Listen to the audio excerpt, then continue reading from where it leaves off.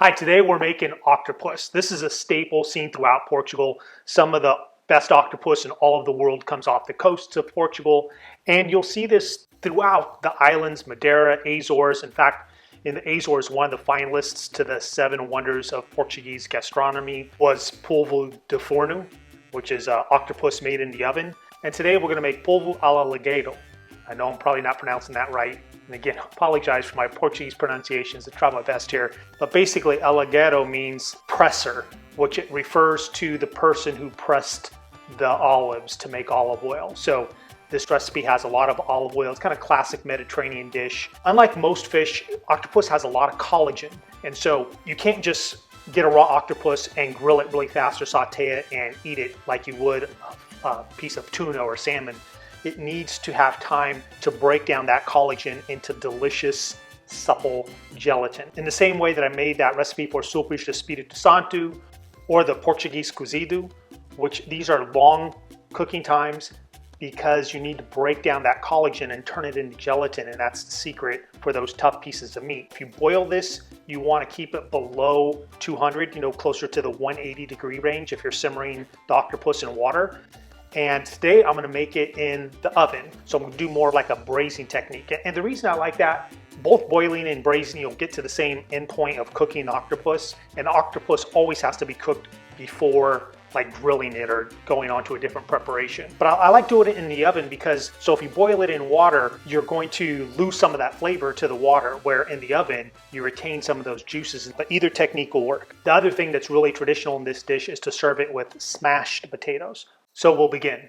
I like to boil the potatoes with salt because I feel the salt's going to flavor the potato, actually give it some time to penetrate into the potato, not just at the surface level. For about every liter of water I use, or every quart, I put about a teaspoon of salt. And I'll just cook the potatoes until you could pierce them with a fork and until they're fairly soft, because we're going to smash them down. So this will probably take like 20 to 30 minutes. For octopus, this is fairly small. This is about 1.5 pounds of octopus, so really this is probably good for about one person. A couple things you have to do with the octopus is cut out the beak, and also if you're going to use the head, to cut off the head and clean out if there's pieces inside the head, to clean it out a bit. Depending on the octopus, it might have some sand in it or something like that, so you want to make sure you rinse it off thoroughly. So I'll put down some onions. Octopus will lay on top of this. I have a bay leaf tree, so I like to use quite a bit of bay leaf. I just think it's such a, to me it's the flavor of Portugal.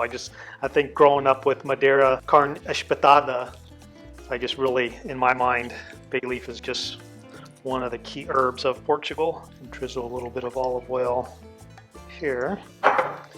Sprinkle a little bit of salt. And now the octopus, it's a little easier to handle if it's not as wet. Kind of below its eyes is where you want to cut out that beak. The beak is the only hard part in the octopus. You can see it here, and you kind of need a sharp knife just to go in there and release it.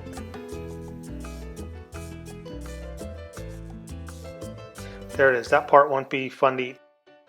I will put this down on the roasting pan. My oven is already preheated to 360 degrees Fahrenheit, depending on how big your octopus is. And so you cook it, and when you could pierce the thickest part of the leg with a sharp knife, it's almost like when you cook potatoes. If you could pierce that part of the leg, it's done. You don't have to go any further.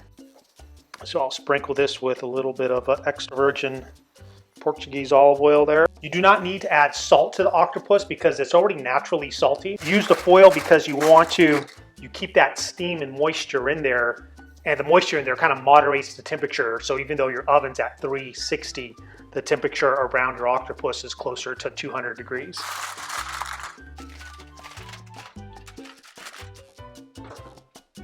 All right, the potatoes cooked for about 20 minutes. These are small potatoes, nice and tender.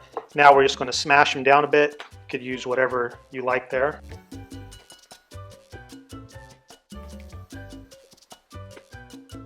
If you like, you could boil these easily a day ahead of time and smash them down and just have them ready for service like this.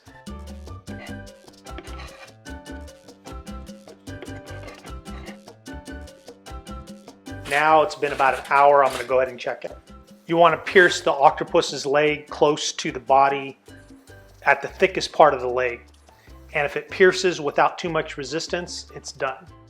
The octopus is done. You could see just the amount of shrinkage. And that's probably about a full cup of liquid that came out of the octopus. And that's what I'm saying. This liquid's delicious. Like you could make, this is kind of like a fish stock. You could reserve this to make a nice, like seafood rice or paella. Okay, the octopus has been cooling down for about a half hour in the refrigerator. Now I'm going to brown my smashed potatoes. Put a little extra virgin olive oil in there. Pan is already hot. Obviously the potatoes are already cooked. This is more just giving it flavor, infusing it with the extra virgin olive oil, and also with this high temperature. Unlike boiling, this high temperature is going to caramelize the starches in the potato and give it a nice crispy texture. You want to cook it maybe about 5 minutes on each side to give it that nice golden brown color. Black pepper on there. And now you just want to cut the legs. That's how we'll serve it. We're going to saute the octopus. This is just to give it a little extra flavor with the olive oil. So we will put a little more olive oil in there.